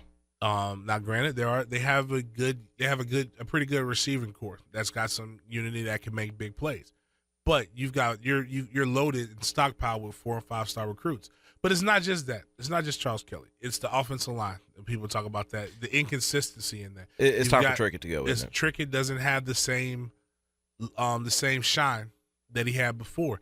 Now, I've been consistent when it comes to Jimbo. I like Jimbo. I have no problem with Jimbo. But I did say when the old man got fired, and I've gone back, Facebook lets you go back and look at your stuff. Jimbo was considered an offensive guru for whatever reason people called him that. Right. Now, there's some people at LSU who would have said, like, hey, it's a reason why they didn't fight for him. Right. And he made a lateral move. But we weren't beating people 57-55 when Jimbo was the offensive coordinator. Matter of fact, up until the point, I made an argument for as bad as people talked about Jeff Bowden. Mm-hmm. As a coordinator, Jeff Bowden had more ACC championships over a certain amount of time than Jimbo had. And Jimbo had more fair. Then you give him the head coaching job. And the Christian Ponder thing was okay. Mm-hmm. EJ Manuel was okay. You still had the games that you lost that you shouldn't have lost. He did catch lightning in a bottle, which happens with Jameis, a guy that can get you out of bad situations. And then when Jameis leaves, you see yourself reverting back to EJ Manuel, 10 wins. And then now what it's looking like is a Christian Ponder season. And you don't want that when you feel you've given everything for him to be successful. And that's a slippery slope, too, because you know this, man. I mean, Florida State's seen it before. Florida's in the middle of it. It just takes a couple of those seasons to derail all that momentum that you spent, 5, 6, 7 years building. Mm-hmm. It doesn't take much. And we've seen it time and time. We're seeing it with Oklahoma right now, right before our very own eyes. It's happening with Oklahoma. It's happening with Notre Dame. It happened to Florida. You know what it does is it makes what Saban and Alabama has done more impressive. And you just think but Saban is a jerk. Yeah. All around. Mm-hmm. Hey, we saw you got in an argument with Lane Kiffin. That wasn't an argument. Yeah. That was an A chewing. Yep. Saban is not afraid to be that, but he's also not arrogant enough he's arrogant, but he knows that I need to have a successor or I'm a defensive minded guy. Let me bring in Kirby Smart. Let me bring in Pruitt. Let me bring in some proven guys that are defensive guys. And pay them a ton of money. And pay them a ton of money so that I can lean on them. And when I feel like just like Bobby used to do, when I feel I need to make the call, I snatch the headsets and I make the call. Yes, it's my defense, but you run it. The other problem that fans have with Jimbo is the fact that he has never had an offensive coordinator. Yeah. And he spends too much time on the offense and not enough time being the head coach. He needs to be going around coaching up the players and making people feel good about whatever the situation is. Because granted, it's getting out of control right now. This may sound silly and simple, but so Florida State's had top 5 recruiting classes, the last 5 years? It's been consistent. Okay, so you got athletes. Why aren't they just playing more just flat man coverage and just saying, you know what, if you're going to beat us, you're going to out-athlete us? And that's what made people like Pruitt. Yeah. Fall in love, because Pruitt just said, I'm going to put, and I've talked with some guys, Pruitt put them in positions, and it's up to you to be successful. Yeah. And they felt the confidence in, like, okay, I'm out here. I know I can go make plays. I know I can do these things. Kelly just isn't as confident, and it takes risk where it's unnecessary. But the same thing, just like with the bubble screen. But it can be that simple, though, it is. James. When you recruit like that, it can be. We look at what Oregon did to us in the playoff game, and then you look at what Ohio State did to Oregon. We're going to go press man. Mm-hmm. We're going to put pressure on the quarterback. You got to show us one. Yeah. For whatever reason, Florida State didn't want to do that. I've never understood that at some of these schools. It's almost like they try to get too fancy. By the way, we got Pokemon Tony. What's up? What's up, Tony? Hey, James. How are you guys? What's going on, man? So, besides football, what is the one thing that is different about Florida State this year than any years previously? That is different? The Showtime mess. Yeah. For those people that aren't media, when you're seeing those interviews with Jimbo, they're in his office. There are 6 other people in that office with him. You've got an audio operator, you got a camera 1, a camera 2, producer, and a PA. 6 people minimum. And, when you've got players that get used to on Saturday, they're on TV, they've got, cameras rolling, it's game time. But after that, the cameras turn off, the reporters get their sound bites, and they go home, and these players get a chance to gather themselves, to have some privacy. And Showtime thing, they don't have that. At the beginning of the season, one of the coaching staff got suspended because he got drunk, got pulled over with the Showtime crew. They had some alcohol, and he got a little buzzed, and he got pulled over, so he got the strength guy, right? Yeah, Vic. Yeah, strength coach, and I think it's slowly seeping into the cracks because, it's like you guys were just saying, the talent is there. Jimbo has proven himself as a coach. Obviously, I as a Florida State fan have some reservations about Kelly. I miss Pruitt to death, but that's the nature of football. There's people being maneuvered around all the time, but when you lose that privacy, you lose that chance to regain. It drains on you. And us as media people, we're used to it. We eat, sleep, and drink microphones and cameras. But these athletes, these young men who are just getting used to the Saturday night lights, now they've got cameras in their dorm rooms. That's fair. That's a fair point, Tony. I see what you're saying. I appreciate it, brother. I mean, but to that point, it is, but it's not as bad as people probably think it is. It shouldn't be affecting like this. It's just like reality TV. It's scripted. So there are certain players for that day or whatever they will go follow. Like they'll follow DeMarcus and they'll say, hey, we want to see you work out alone in the weight room. That doesn't happen. Like, you know what I'm saying? Like very few people do that. DeMarcus has a tremendous work ethic, but he's not going into just like that. You know what I'm saying? I remember ESPN the season followed us my freshman year and my senior year. Granted, we were supposed to be very highly touted then, and we had average seasons at best. But they're not everywhere you're at. And I think I'm not putting this on the players just for that. I also think it's too many key guys who are peaking at the check that they're going to get next year. So, I mean, when I'm looking at Dalvin Cook, who on paper, people keep saying, how can I say that? Maybe it's just me, but that's not the same Dalvin Cook that I saw last year. I saw glimpses of it. Dalvin Cook was the guy last year that he can make your entire defense commit to one side, put his foot in the ground, and accelerate. Reggie and Bush. break. Yeah, Reggie Bush style. Dalvin Cook was the guy when he gets in the open field and nobody's tackled him, he's taken it to a house. He was a home run threat every time he touched the ball. Right now, there's not a lot. He is still better than Patrick, but right now they look like the same big back that's gonna wear down on you. Which again, that's good. He was epic last year. It's a difference between good and epic. That doesn't mean I don't think he'll be a good NFL running back. I just think he's a different back in this situation. I also don't think Jimbo is calling, or whoever's calling the plays isn't calling it for a rookie, essentially for a freshman to be able to be successful. We do not attack the middle of the field. All of our plays are slow developing plays, which is very difficult with an offensive line who doesn't have any kind of chemistry. Every time we attack the middle of the field, good things happen. Yeah. But for whatever reason, we don't do it. It's something that I've always gotten on Jimbo since the Orange Bowl when Lonnie Pryor took a run 40 yards to the house that nobody had ever seen that thing, and we never saw it again until he tried to do it with Freddie Stevenson this year, and it didn't make any sense. Mm-hmm. We don't run plays to set up plays. Yeah. Bobby Petrino showed us. We're going to run this play. We're going to get this formation, see how they set up to it. Oh, okay. They go like this. Run it again. Now you see the trick. Yep. You see the counter off. And those guys are so good that they're setting something up. Mm-hmm. And most of the time, you almost have an idea of what it is they're setting up, but you still can't stop it because these are still instinctive football players out there playing a game.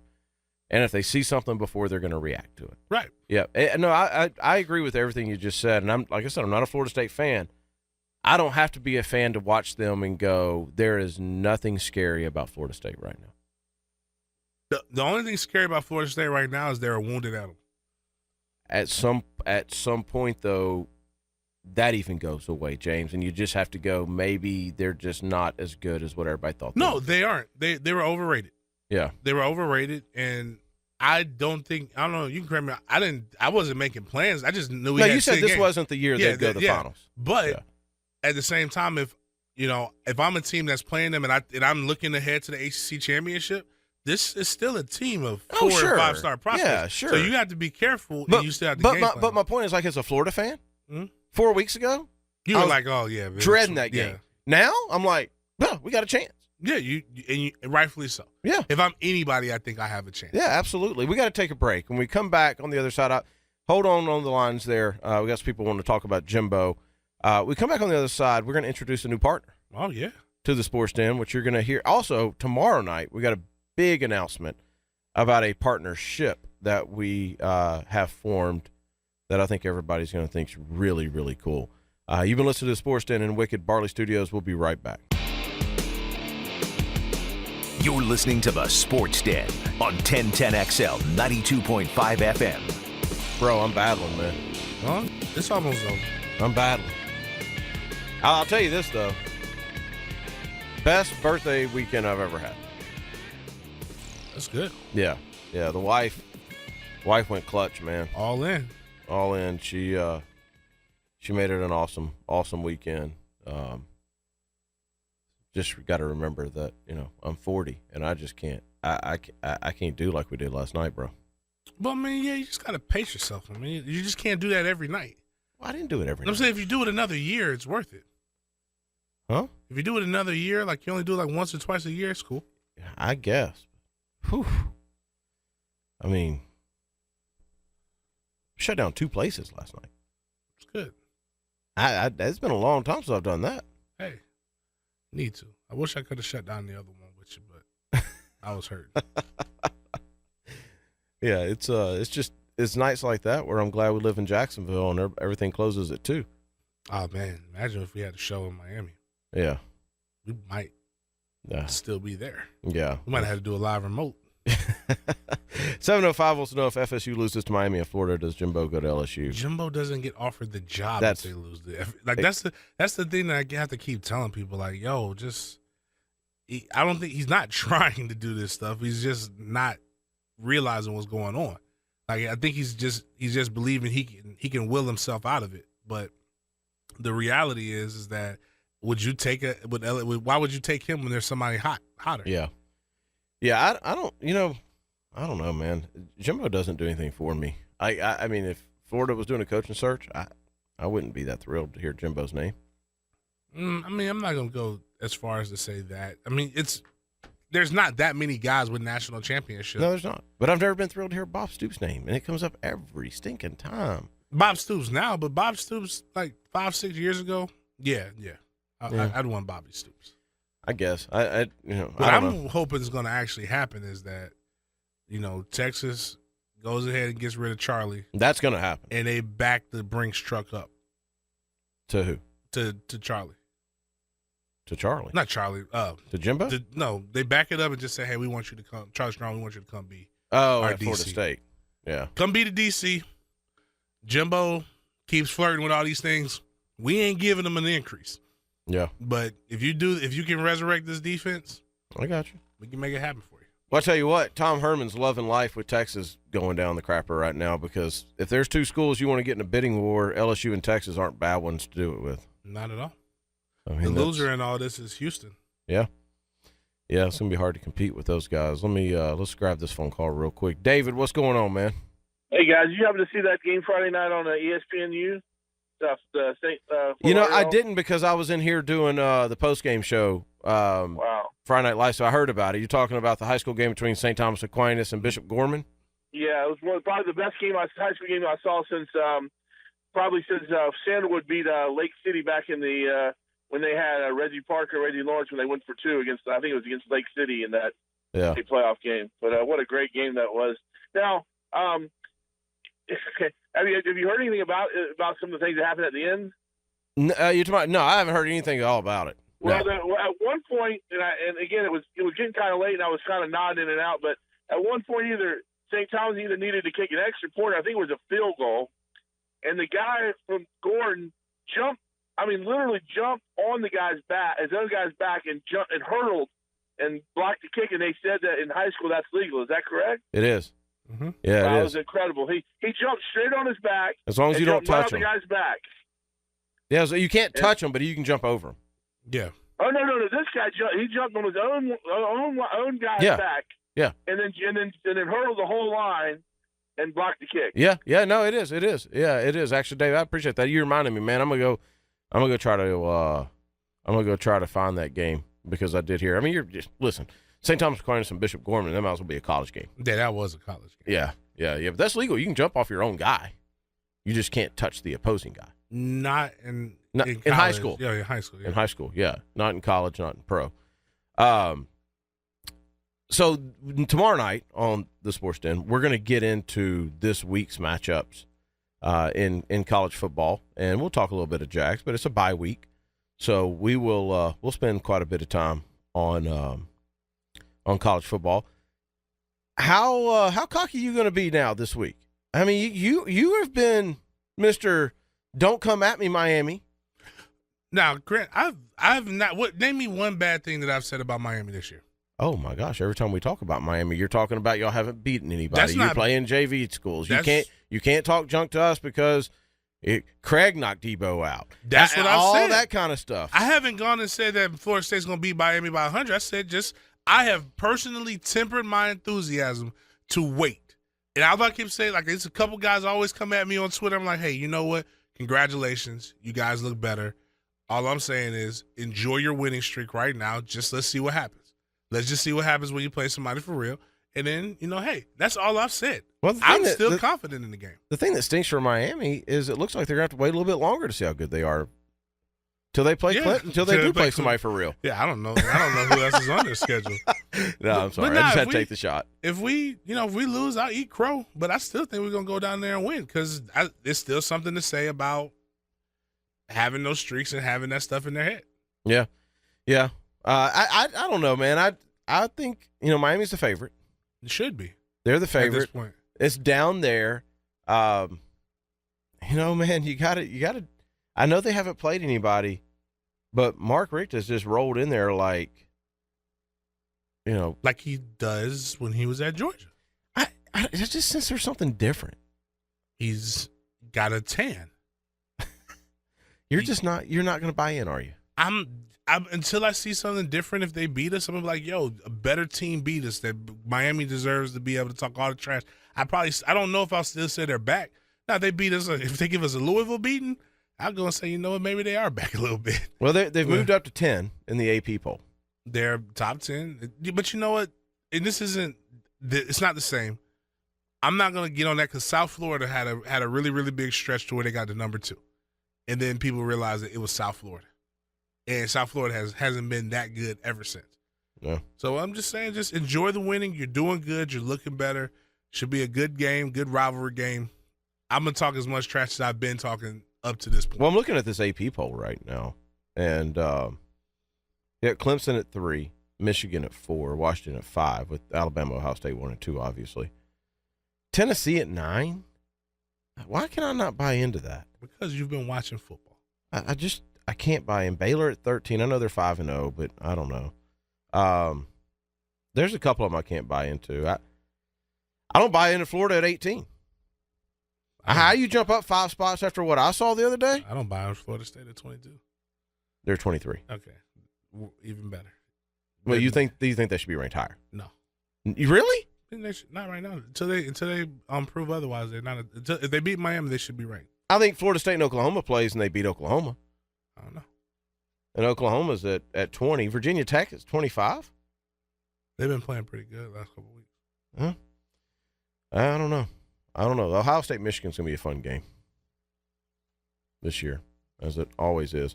Hey, so we've got a new partner. Yeah, man, it's pretty cool. It is pretty cool. Cool Realty. Yeah, man. So cool that they named the business. Yeah. Cool. And now for them to be such a cool business, there's one dude that's cooler than all of them. Mav. Yeah. We're gonna call him Maverick. Yeah. I'm not bumped to AC. When you got a nickname like Maverick? People got to know. Yeah. Maverick Williams with Cool Realty. He does it different. He does it the cool way.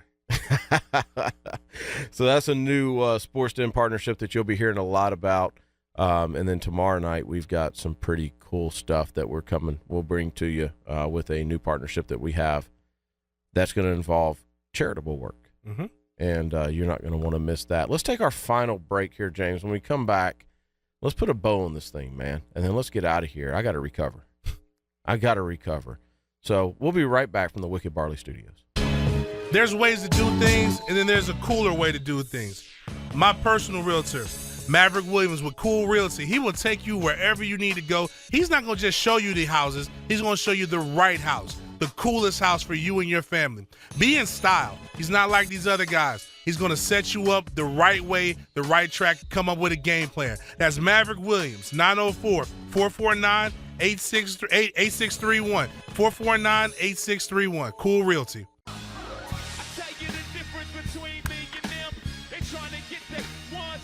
All right, man, I battled through. Hey, that's good. Another show in the books. I battled through. Tomorrow night's going to be fun. Yeah, more partners, more events, more things going on. Plenty of Florida State Miami talk, plenty of Florida LSU talk. Yeah. Plenty of Jag talk. No, they got a good game against the bye. I feel good about this week for the Jags. Should win. I feel really good about it. But, hey, listen, if you haven't been out to Wicked Barley, you should have been out there last night. You're missing it, man. You missed it last night. We'll do another event soon, though. But if you haven't been out there, man, get your butt out there. It is fantastic. It is, I am completely addicted. In fact, if we keep going, you know who our next sponsor is going to be? AA. Betty Ford, AA, something along those lines. But it is an amazing place. Get out there, bring your family. Great food, great atmosphere, the whole nine. Stay tuned for more Sports Den events. Thanks for listening. We'll be back tomorrow night. Tell your friends to listen. I'm sure we'll offend somebody. Hopefully, they didn't want to do it.